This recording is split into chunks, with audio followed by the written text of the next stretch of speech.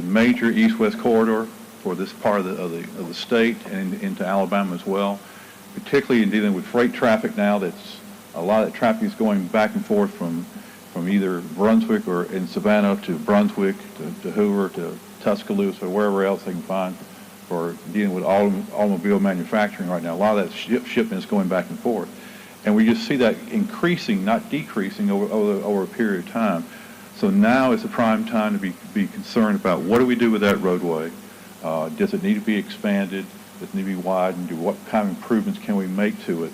And that's what we asked for from our consultants from Stantec. I'm going to introduce Keith Strickland to come forward and share with you what they have found and what they are going to recommend to us about what needs to be done. Again, keeping in mind that this is their answer, not ours, and that's the way it should be. We wanted to hear from them. I want to say one other thing about it. When we first started this study, because it runs from the state line all the way out to Kitten Lake, we did invite our friends from Alabama, from Phoenix City, to participate because we really see a need for that to continue across the river. They did not have the funding to continue on with this project, unfortunately. The funds we have are basically controlled by GDOT, and so of course it has to stay within the state of Georgia. But we have reached out to them. They do know about the study. To some degree, they have been included in that conversation, and we will continue to work with them. But again, here's another important roadway we want to talk to you about this morning. So Keith, if you will come and share what you know, we would appreciate it. Good morning.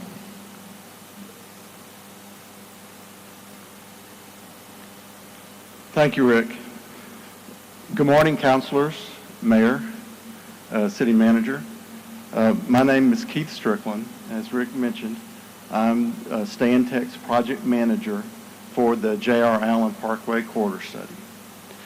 Unlike the 2nd Avenue presentation that you just listened to, which was a very detailed analysis of the 2nd Avenue corridor, our project was a very high-level review of traffic operations and safety in the J.R. Allen Parkway corridor. So with that, the agenda for my presentation this morning will start with the status of the study. Then I'll talk a little bit about our design workshop that we conducted, then go over the majority of the highway and multimodal improvements that we currently have as recommendations, talk about the schedule and next steps.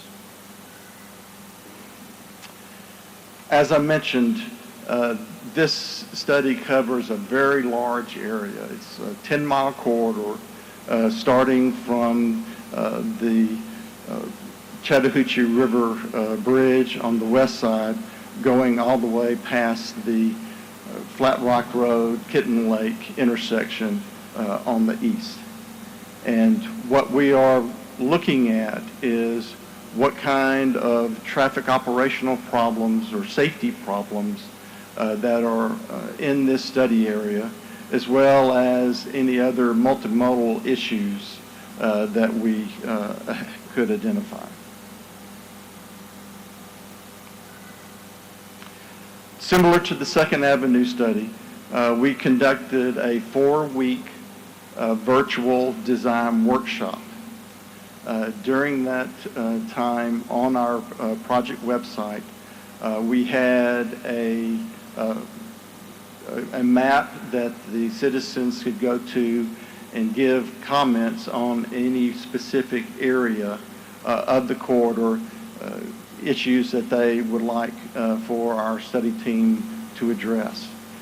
Most of the comments that we received that were highway related were either improve safety or increase capacity to reduce congestion. They were not satisfied at the level of congestion in the corridor. The multimodal comments were primarily related to adding sidewalks or other pedestrian amenities, as well as bus stop shelters and other types of bus stop amenities. The next slides, I'm going to go very quickly through the majority of the projects that we are currently recommending that be looked at by future studies. And the projects are going to start on the west end of the corridor and go extend to the east. So the first project is the US 80 eastbound auxiliary lane that we're recommending starting at the River Trace Drive on-ramp and extending eastbound all the way to the 2nd Avenue off-ramp. So this project includes the widening of the eastbound Chattahoochee River Bridge. The companion project in the westbound direction would also start at 2nd Avenue and go all the way to River Chase Drive. The next project is actually a roadside clearing project just on the east end of the eastbound bridge over the river. And this is primarily to remove vegetation that is blocking the view of the existing signs at the end of the bridge. And also the cost that we're showing here actually includes a new overhead welcome to Columbus sign as to emphasize that this route is a entrance to the city of Columbus from Alabama. The next project is another roadside clearing project in the westbound direction in the same general area. This includes clearing vegetation on the shoulder to improve the visibility of the bridge as traffic coming around the curve, that they can see where the ramp terminates at the bridge, as well as it includes clearing in the gore area to assist drivers to see vehicles that they're going to have to merge with in advance of the merge. The next project is actually an intersection project at 2nd Avenue and Manchester Expressway. And this project would add several turning lanes on Manchester Expressway and 2nd Avenue to improve capacity at that intersection. The next project is actually a fairly major project, adding one lane in each direction on J.R. Allen Parkway, beginning at the 2nd Avenue interchange and extending all the way to the Bradley Park Drive interchange. And this would include widening the River Road overpass structures. The next several projects are actually at the River Road interchange, and these are actually being planned by the GDOT District 3 office. The first one being the eastbound ramp terminal intersection, where GDOT plans to add a right turn lane on the ramp approach, as well as a new traffic signal at that intersection. Then on the other side of the interchange, they plan to signalize that intersection as well and add right turn lanes in both directions on River Road.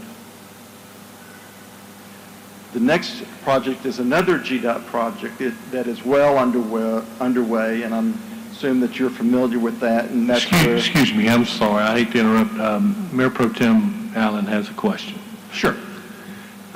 Wanted to, before you got too deep into this, wanted to touch on a question I had regarding the area from 2nd Avenue to Bradley Park. You talked about adding a lane. Yes. Will you take out the median? Which way will the lane go? Will it? For that particular project, it will actually be constructed in the median. Okay. And it would probably require essentially paving the median in between the two directions to accommodate that project. Okay, thank you. Thank you, Mayor. Thank you, sir. No Please problem. continue. So going back to the Bradley Park Interchange project, this project actually is in preliminary design, and this will be converting the existing full cloverleaf interchange to a diverging diamond interchange. The next project is close to that, but this is actually would modify the US 80 eastbound off-ramp to Interstate 185. It would actually move the exit approximately 1/2 mile upstream to the west, where it would you would actually exit to 185 before you crossed over, or before the Bradley Park on-ramp would merge into the main line. And this would be done by constructing braided ramps. And this slide shows an example of 2 braided ramps on Interstate 85 in North Atlanta.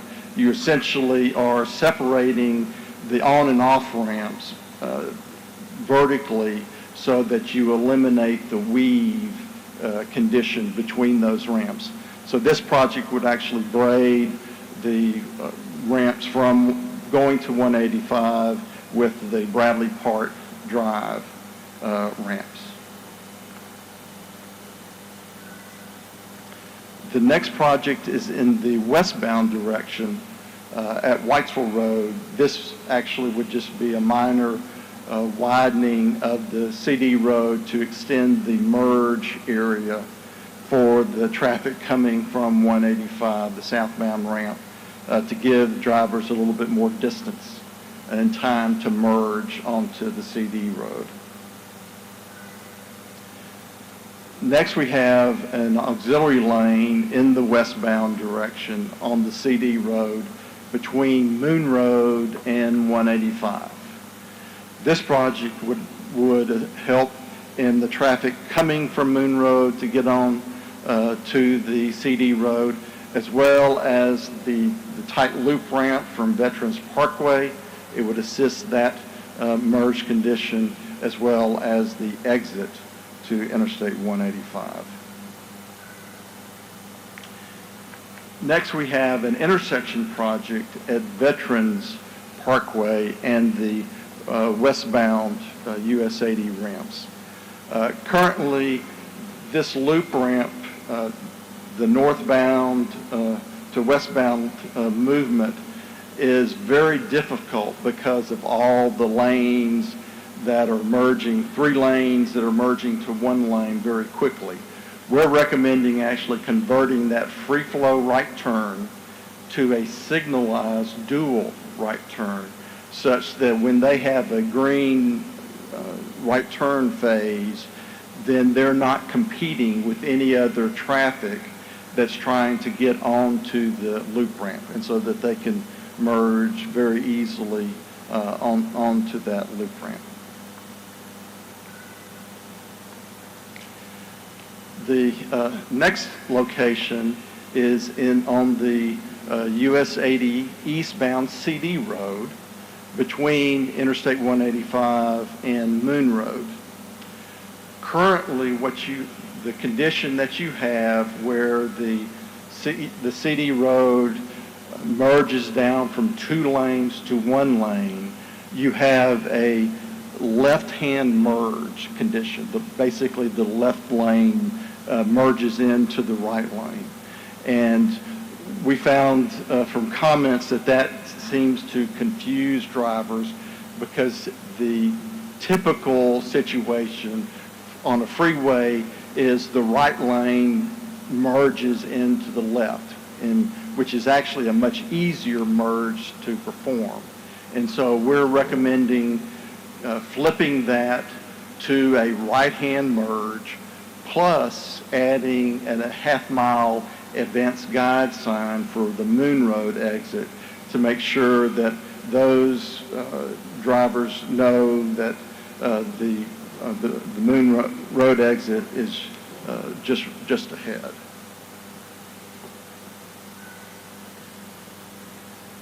Now we're going to go to several intersection projects around the Moon Road interchange area. First is the eastbound off-ramp ramp terminal intersection. We're recommending a northbound right turn lane on Moon Road.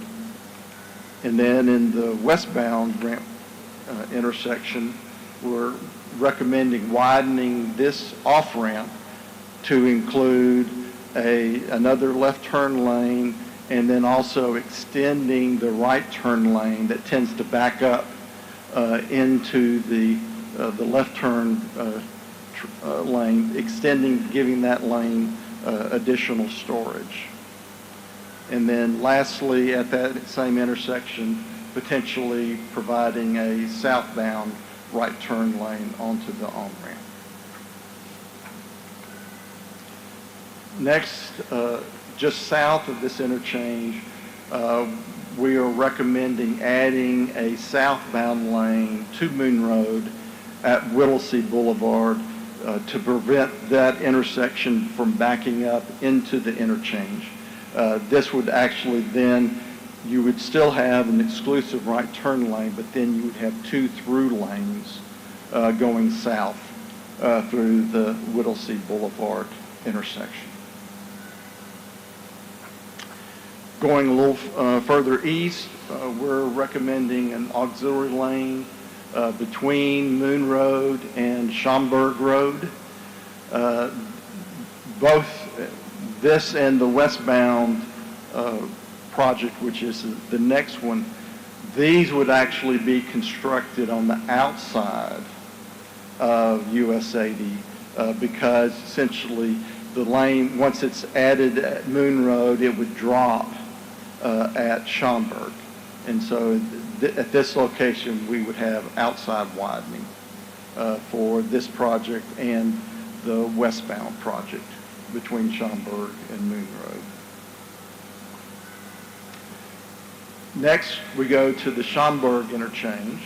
Here at the eastbound ramp, we're recommending that that ramp be widened to accommodate an additional left turn lane and then an additional through lane to the Schomburg-Blackman connector. Then in the westbound ramp, we're proposing to widen the connector to allow a second through lane to the westbound on-ramp in this project. And then the next project is actually a southbound right turn lane on Schomburg Road. The next two projects go to the Blackman Road interchange, and we're actually recommending multi-lane roundabouts at each of the two ramp terminal intersections, the eastbound intersection as well as the westbound intersection. This is one of our larger projects, and that is actually a third lane in each direction on 80, starting at the Blackman Road interchange and going to the Kitten Lake Flat Rock intersection. This widening, or this third lane in each direction, would actually be constructed in the median. Since it's not an auxiliary lane, it would be constructed in the median of US 80, and it would include widening of the bridges over Warren Springs Road, Fall Line Trace, and the Manchester Expressway.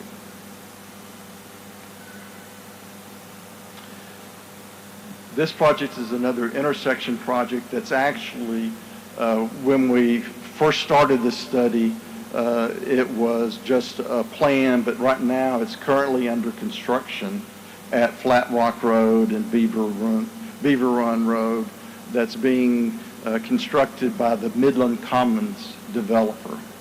And so this project is actually the widening of the Flat Rock Road approach to provide dual left turns and an exclusive through and right turn lane. And then the second project is actually the left turn lane that the developers added, the westbound left turn lane at that same intersection. Going a little further east to the Manchester Expressway interchange, this is another District 3, GDOT District 3 project that they're planning to implement, and that's the widening of the southbound off-ramp.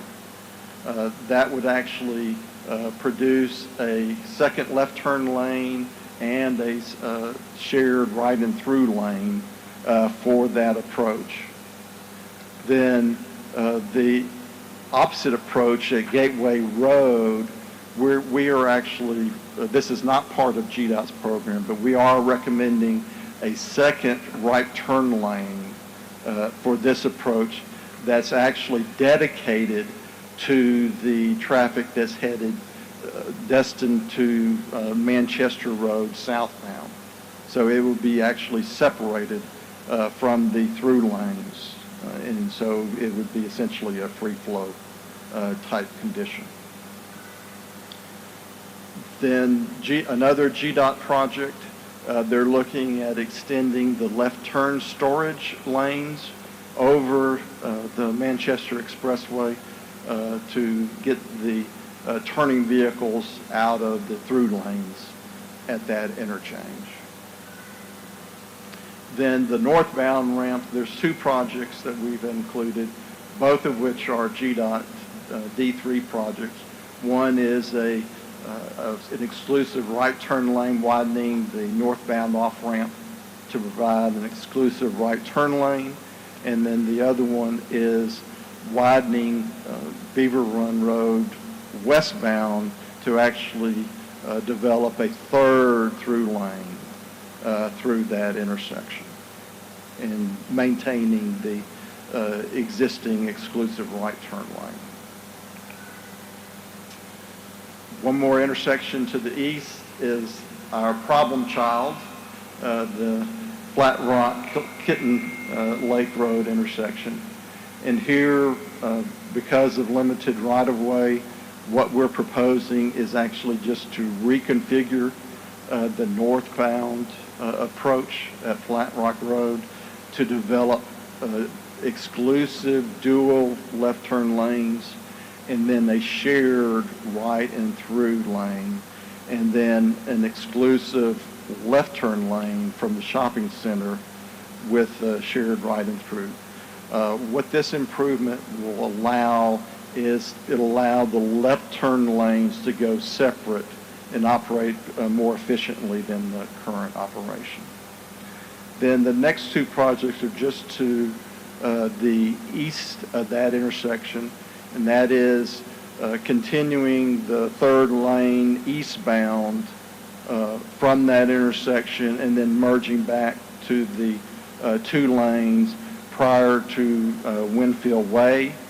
And then the converse project is doing the same in the other direction, essentially widening out soon after the Mallard Drive intersection and continuing 3 lanes through the intersection.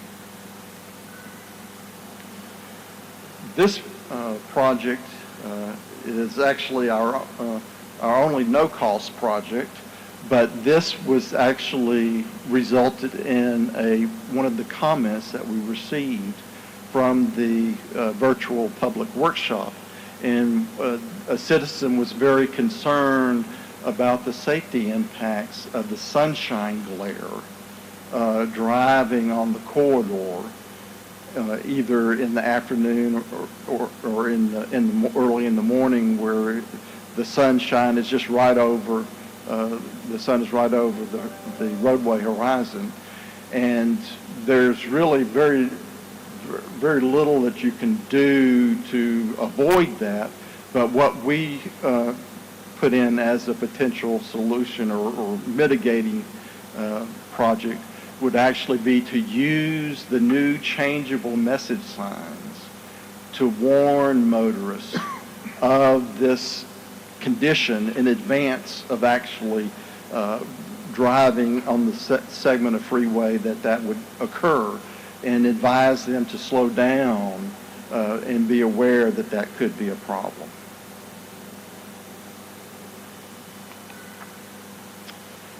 Then this is actually a corridor-wide project. One of our scope items was to look at what it would take to upgrade the freeway portion of J.R. Allen Parkway to interstate standards. And for the most part, the design of the parkway follows very closely the interstate standards, except in a few categories, one of which was the paved shoulder width. It would not meet interstate standards. So you would have to pave most of the corridor, or increase the paved shoulder widths of most of the corridor, which would actually encompass also widening some of the bridges on the project.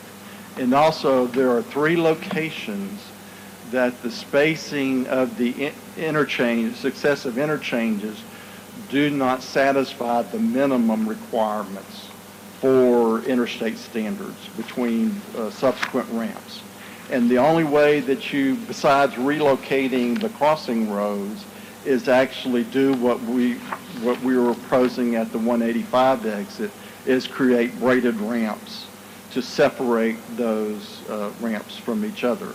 And so we identified 2 other locations in addition to the area between the Bradley Park Drive and 185 interchange. And so so essentially we had, in this program, we had 3 braided ramp locations in the program, plus the widening for the paved shoulders and the wider bridges. The rest of the projects that I'm going to go through are our multimodal projects. The first one is actually a sidewalk project on Whitesville Road, essentially carrying sidewalks across the J.R. Allen Parkway from the headquarters Nissan to Buckeye Way. A similar project, the second one is similar on Moon Road, extending sidewalk through the interchange from the Columbus Pain Center to Whittlesey Boulevard. The next project is actually a multi-use trail that we are recommending along Schomburg Road, and this is primarily to provide access to the 2 schools on the north side of the parkway, to the neighborhoods on the south side of the parkway. And so that multi-use trail, at least initially, would go from North Stadium Drive to Hartwood Drive. Another sidewalk project, and this was actually based on another comment that we received from the virtual public workshop, is adding a sidewalk on Warm Springs Road. This sidewalk project would begin at Flat Rock Park and go along Warm Springs Road up to Flat Rock Road, and then turn to the right and go down Flat Rock Road to connect to the Fall Line Trace. Another small sidewalk filler project is actually on Flat Rock Road just south of the Kitten Lake intersection, and it's just filling in some sidewalk in front of the Circle K Service Center. Another sidewalk and transit-related project is at North Lake Parkway and Bear Lane. There's a major bus stop on Bear Lane for several of the bus routes. What we're recommending is adding sidewalk to connect that bus stop to the sidewalks on Veterans Parkway, adding some crosswalks, as well as a new bus shelter and amenities. The next project is actually on Gateway Road, just south of the Parkway. in the area. There's several bus stops in that shopping center area that we're recommending some bus stop amenities. Also, a new crosswalk to allow riders to cross Gateway safely. And with that crosswalk, we're recommending rectangular rapid flashing beacons so that they can cross Gateway Road more safely. And then there are 8 other bus stop locations that are included in the packet of information that you received that are primarily either small sections of sidewalk, handicap ramps, or bus stop amenities.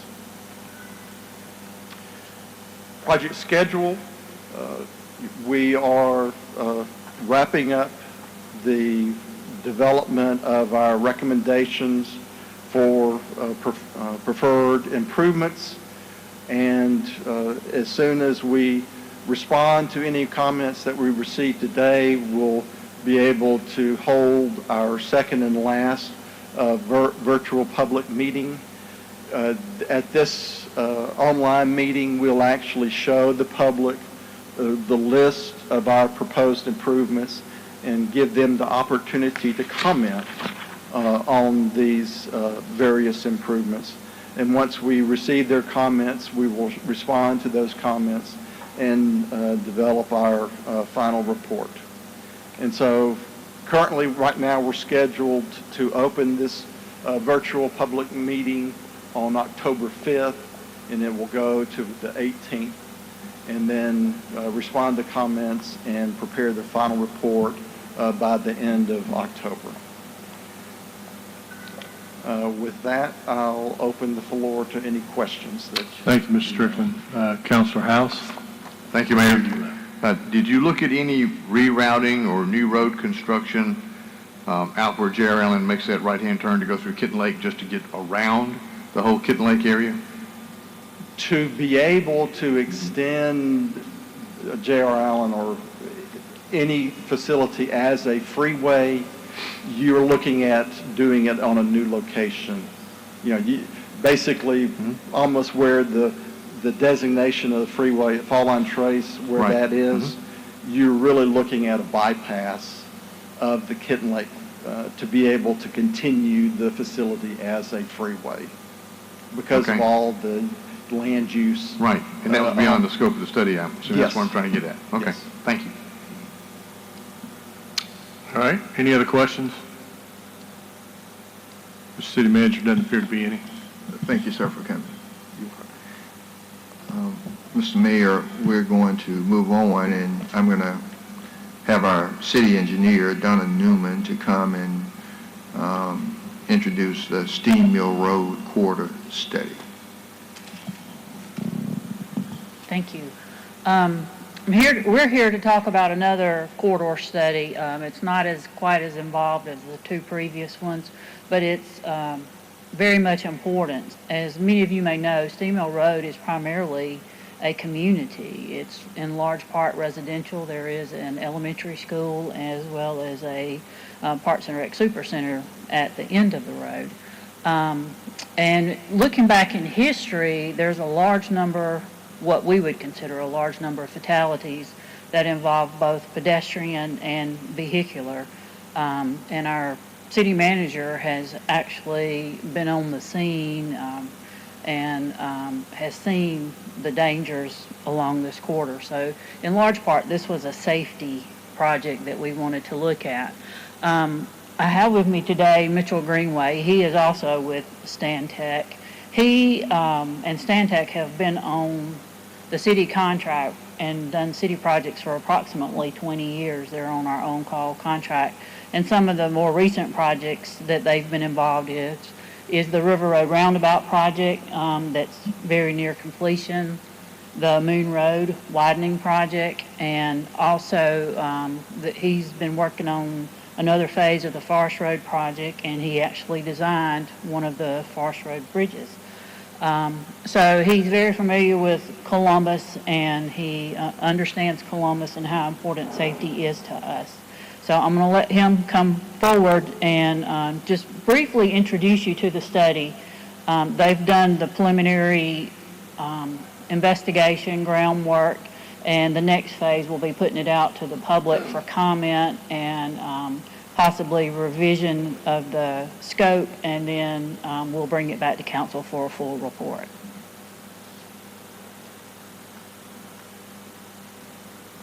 Thank you, Donna, and good morning, everyone. The projects that Donna mentioned, if you're a fan of those, I did work on those. If not, that was my colleague over here. So let's see if we can back this up.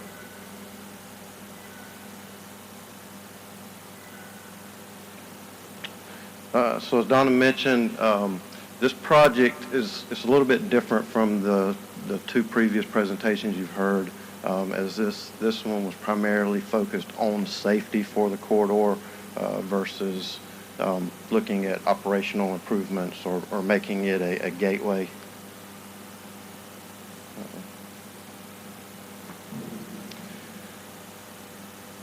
So today what I want to do is walk you through just an overview of the project, give you the objective of the project, go through some of the data we've collected and the analysis, and then wrap it up with a schedule and the next steps for the project. The study evaluates strategies to improve safety and mobility for all users. That includes motorists, bicyclists, and also pedestrians. It begins at Buena Vista Road and runs 2.25 miles east to Pinecrest Drive. It's posted currently at 35 miles per hour with a 25 mile per hour school zone at the Dijon Magnet Academy in the mornings and afternoons. There are no sidewalks currently from Buena Vista Road to the I-185 overpass, and from I-185 to Timberlane Drive, which is near the end of the project. Why this thing's advancing? At Pinecrest Drive, there's sidewalk on at least one side of the roadway. There's a pedestrian or signalized pedestrian crossing at Cross Creek Apartments near the 185 overpass. There are 4 key intersections along the corridor: Buena Vista Road, Dogwood Drive, Southern Pines MacArthur Drive, and North Star Drive. And the corridor sees a little over 4,000 vehicles per day on average. And as Donna mentioned, there's been several fatalities on this corridor. Over the last 5 years, there are almost 250 crashes with 4 fatalities. So that was from 2015 to 2019. In talking with the city manager and city staff, we understand that there have been some additional fatalities since this data was collected. So that was, I guess, important to note here is that equates to about 20 accidents per mile per year, which is probably about double what we would see on a facility of this type. The primary goal of the study is to develop solutions to reduce the number of these crashes and the severity of the crashes, and as I mentioned, also provide safer mobility options for all users.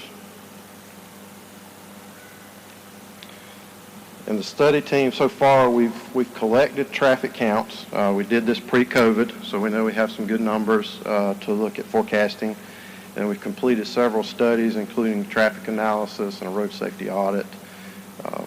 Operational problems that we've discovered are limited at isolated intersections, but there are safety issues along the entire corridor to note.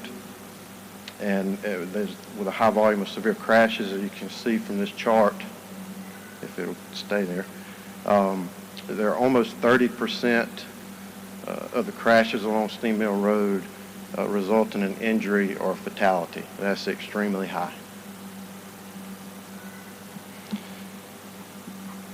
So the crashes are, while safety issues are along the corridor, the crashes are concentrated mostly at the intersections with higher volumes of vehicles. Obviously, Buena Vista Road, Dogwood Drive, Southern Pines Drive, and Inglewood Drive. And of the nearly 250 crashes, 42% of these are angle crashes, 26% rear ends, and 20% are crashes that are not with a motor vehicle. What that means is typically with those would be crashes with mailboxes, utility poles, roadway embankments, or unfortunately in the case of Steammill Road, crashes with a pedestrian. So to dive a little deeper into what is actually contributing to so many crashes, we did a speed study and the aforementioned road safety audit. This is represents the speed study. This is the westbound direction. Eastbound was very similar. The horizontal line that's on the graph is the 35 mile per hour posted speed. As you can see, the speeds are 10 to 15 miles frequently above that posted speed. And those excessive speeds are definitely a contributing factor to the severity of the crashes. And it's important to note that when a pedestrian is struck at speeds over 40 miles per hour, there's an 80% chance of a fatality.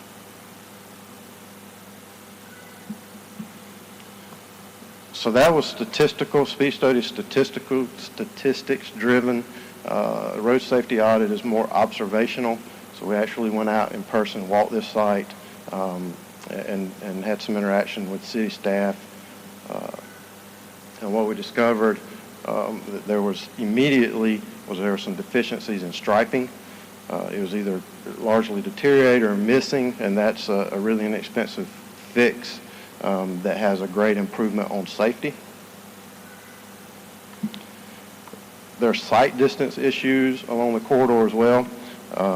Some of these are due to roadway geometry, where you have curves, steep vertical curves like the photo on the right. There's also some overgrown vegetation that's obstructing sight lines at intersections. And then there are places where we have landscaping that's been placed in right-of-way that's also creating some obstructions. And then looking at pedestrian safety, similar to the 2nd Avenue project you heard, there's some deteriorated sidewalks, some problems with the sidewalks there, damaged sections, segments along the corridor that don't have sidewalks, issues with ramps not aligning with crosswalks, and then probably the worst situation is there's some places where sidewalk is adjacent to the roadway, the travel lanes, without any curb and gutter, or physical barriers to separate vehicles from pedestrians.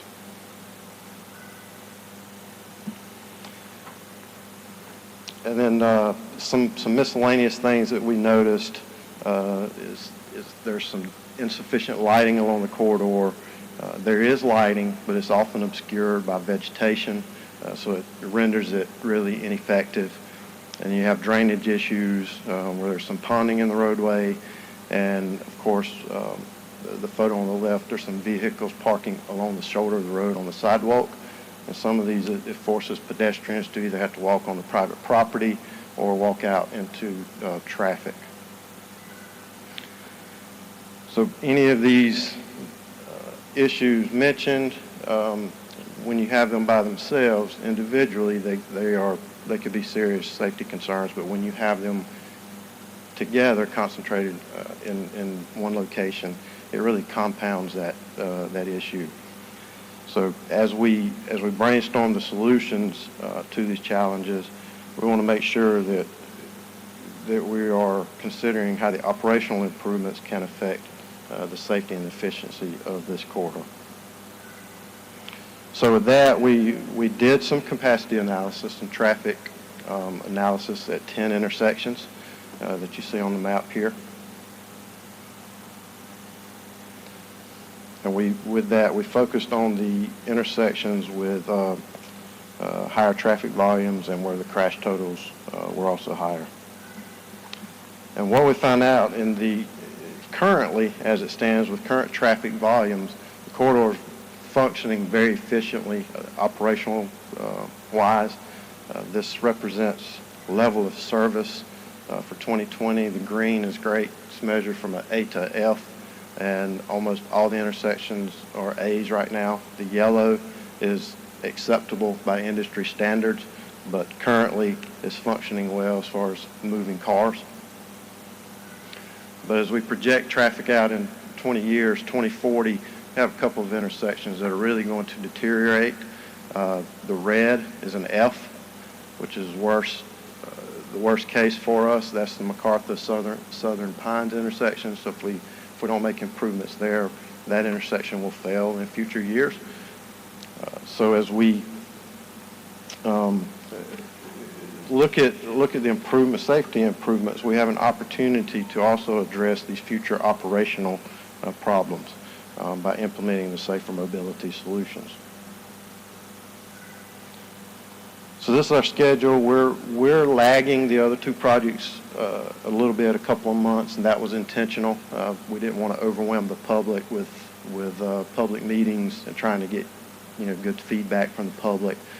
We're currently in the alternatives evaluation phase of the project, and in November we're planning to have a virtual design workshop to receive input from the public. And that workshop will be conducted via our website, steamroadstudy.com. That's where the public can go and learn more about the project, and through an interactive map, help us identify problem areas and some potential solutions, and then complete an online survey. For those people who are not familiar or not comfortable navigating the website, we will be mailing out approximately 500 survey letters to citizens, residents along or in the Steammill Road area, and with self-addressed stamped envelopes to return to the engineering staff so that we can track that as well. And then once we finish the design workshop, we'll develop a list of improvement options, evaluate the effectiveness of those to narrow that down to some preferred options, and then go back out to the public with another virtual meeting in January. And that would, as soon as we get the feedback from that meeting, we would, compile our comments and conclude the study with recommendations.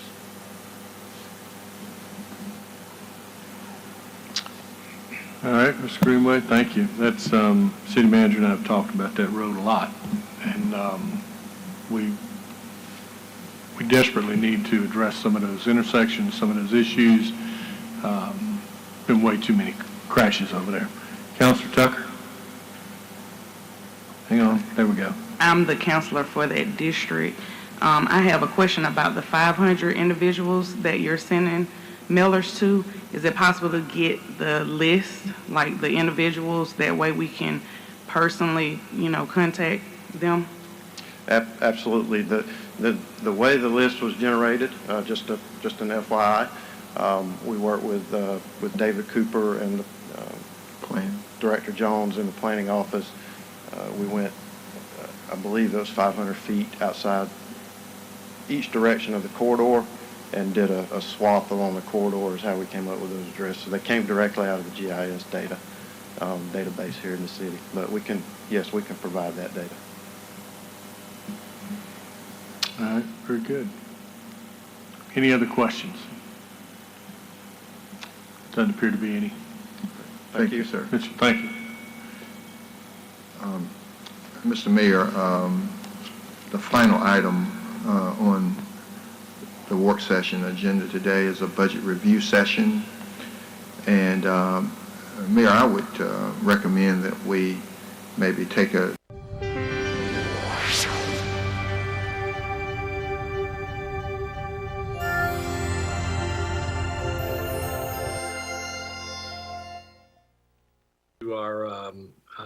our Let's Talk Columbus. As you know, this was started actually by the previous mayor, Mayor Tomlinson. She had a Let's Talk with the mayor to give the public an opportunity to be able to address elected officials and folks working for the consolidated government, so they could ask any questions that they had about city services. We rebranded it as Let's Talk Columbus because we want to focus on you, on Columbus, Georgia. And our intent is to try to be able to answer as many questions as we can over the next hour to hour and a half. Now, we've been receiving questions over the last week. We asked people to email them in, so we'll be working through those. But for those of you watching on Facebook Live, we want to invite you, if you have a question or if you hear something that sparks a question in your mind, we want you to go ahead and ask it because we're going to try to get to those as well. I want to let you know, too, that we've got just about anybody who might be needed to answer some of your questions here tonight. Obviously, we've got our city manager, Mr. Isaiah Hughley, and the two deputy city managers, Lisa Goodwin and Pam Hodge, but we also have department heads from just about every department throughout the consolidated government. We may have more, but I want to welcome two of our newer department heads, let you know that they're joining us for the first time. Our new Fire Chief, Sal Scarpa, is joining us, and Michael Criddle, our new Director of Public Works. And there may be a few others. We've got a couple of others that have joined, but we will introduce them if they are on as we move forward. This is going to be a panel discussion format. The questions that you have sent in that you may ask, we are going to be doing our best to try to get you an answer to those. And I want to introduce you to, well, I'll introduce David in a minute. Well, I'll go ahead and introduce him now. We've got our moderator who works in the tax commissioner's office, Mr. David Britt. David, how are you? Doing well, Mayor. How are you? I'm great. We're glad to have you do this again. We must not have been too bad because you came back to do it a second time, so that's good. Before we get started with the questions with David, I want to give you one update. One of the topics that I think we deal with every day, and you do as well, is the pandemic, the COVID-19 pandemic. So just to give you a little bit of an update, I know you're probably getting sick of numbers, but that's what we're using. We're using science, and we're using the numbers that the science tells us, and what we need to do. Currently, we're at 5,809 positive cases in Muskogee County. We've had 106 unknown participant is now joining of this city that have lost their lives to this virus. Some of the numbers we watch pretty regularly. We really pay a lot of attention to the hospitalization rate, to the absorption rate of the hospitals. We have seen our numbers across the board trend down. Most of them have sort of leveled off and plateaued. But again, the one that we watch really closely is the number of COVID patients. And that has kind of stayed level somewhere between 40 and 50 in all of our hospitals over the last several weeks. Right now, we're at 45 who are admitted to the hospital and have been positively diagnosed with COVID-19. But the interesting thing is the hospital rooms there aren't as many rooms available as there have been in the past. And I think that's indicative of the fact that even though we're doing a good job and you're doing a good job of helping us hold the spread down of COVID, there's a lot of other folks who are sick and need medical attention and medical procedures, and they are in the hospital. So that's why it's so critical that we continue to monitor and try to hold these numbers down, because we don't want to squeeze that other group of patients to a point where the hospitals have a tough time providing resources. We also watch for trends. We've been watching and paying attention to a 7-day rolling average, which is nothing more than the average daily cases over the most recent 7 days. And whereas back on I think the 16th of August, we were up in around 100 and something per day. Now we're down into the teens. We're at 19. We also monitor a 2-week number that reflects the total number per 100,000 residents. And the target there is 100 cases per 100,000 residents. Again, back in August, we had about 391 cases per 100,000. That's down to about 136. So our target for that is to get at or below 100. And if you have COVID questions today, we do have with us Dr. Asante Hiltz from the Regional Department of Public Health, and she will be able to hopefully take on any of those questions. But for now, David, I'm going to turn it over to you, and we'll try to get started with some of the questions that the folks have asked. Thank you, Mayor, and good evening, Mr. City Manager. Good evening to all of our guests. Mayor, you talked about the numbers going down for COVID. I know you've gotten a lot of different opinions regarding masks. When will the mask requirement be lifted? Well, we mentioned that the number of cases, the 100 cases per 100,000 residents, that's been one of the key benchmarks that the governor's executive order identified as being the sort of the threshold that allows local governments the opportunity to enact a mask ordinance. And our council has ratified that executive order in placing that mask mandate in place. But we will probably continue to require masks until we get below that 100 level.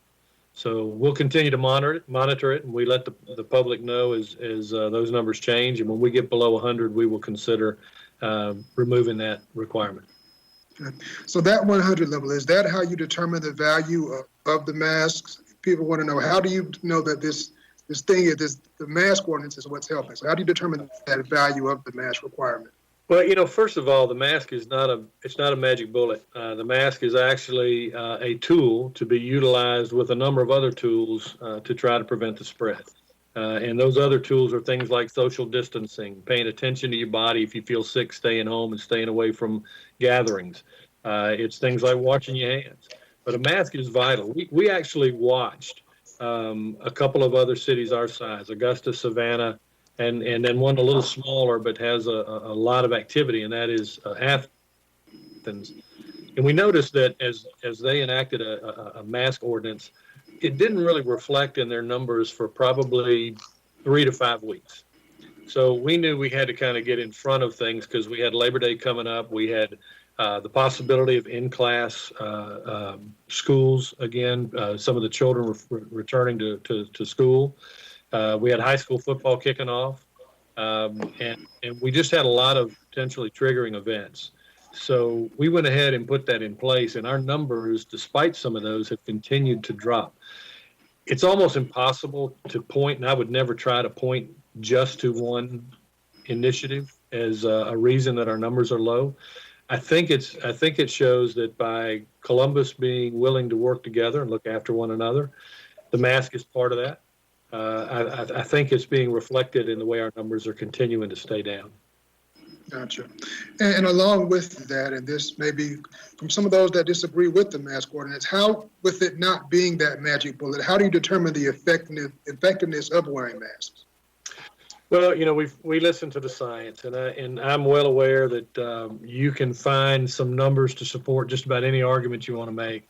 One thing I'll point out is that we have heard from a lot of folks about masks, and it's not about politics. It's not a political tool or political weapon. It is quite simply it's a tool to use to try to protect people's health. And what we did and what council did is we weighed we weighed both sides that we were hearing from, and we had a chance to make a significant improvement in the odds that people will be able to avoid getting COVID-19. And on the other hand, we had some folks that it just wasn't something that they wanted to participate in. So we just chose health over hurting people's feelings. And we're going to continue to enforce that mask ordinance because we believe it is working. It is part of what's allowing us to keep our numbers low. Gotcha. You mentioned that the numbers are lowering, and it's been determined that mass events are one thing that help grow the spread. Are there any events over the next few months that you anticipate could increase our numbers? Well, we still don't know yet what Labor Day did. I mean, if you look back historically, if you look at about 2 weeks after Memorial Day, we had a big jump. If you look at 2 weeks after July, we hit the highest peak we've hit about the 28th of July. So we're still about 7 days from being able to determine if Labor Day gatherings had any really detrimental effect on our numbers. Schools have just begun to take students in class. I mentioned football. I mentioned the fact that there are some other gatherings coming up. So all of those events have the potential, if people aren't socially distancing and they're not wearing masks and they're not paying attention to CDC guidelines, all of those have an opportunity and a potential to negatively impact our numbers. Gotcha. Now, Mayor, there's been a lot of new department heads, and many are on the chat now. One in particular is the new police chief. What is the process that will be used to hire the new chief of police for Muskogee County, Columbus, Georgia? Yeah, well, I appreciate that question. A lot of folks have been asking how we're going about that process, and I introduced our new fire chief, Sal Scarpa, and we use the same procedures that we did with Chief Scarpa. We hired a search firm who searched nationwide and brought to us a number of individuals that were recommended as possibles for interviews. So we're doing that with the police chief. So we're at a point now where we're getting some of those names in. We'll whittle them down, and by we, I mean the city manager and HR director and I. We will whittle some of those down based on some video interviews and also their resumes to a manageable number, and then we'll bring them in for interviews. Now, even though the public safety appointments are made by the mayor, I really want input from a lot of folks as we go through that process. So we went through a process where, and we will again with the police chief, where we had three interview panels. One was a peer group made up of folks approximately the same level as the new chief. And one panel was a professional panel. We actually will bring in police chiefs from around our region who will help us assess the technical skills and the professional skills of the potential candidates. And then the third panel was an executive panel, the city manager and the HR director and myself.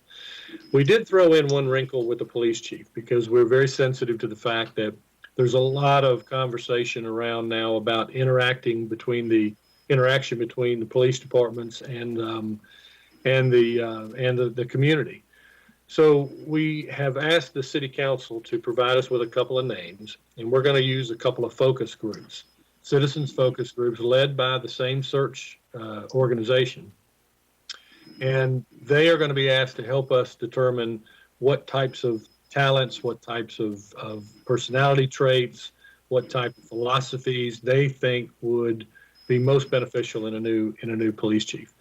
And then we'll likely, we'll craft the questions, or the search company will craft questions based on that. And then we'll even share them back with those focus groups so that they'll know that it was a necessary and very pertinent part of the process. So hopefully we'll have all of that done, go through the interviews around the middle of October, and have made a selection before the end of October. Right.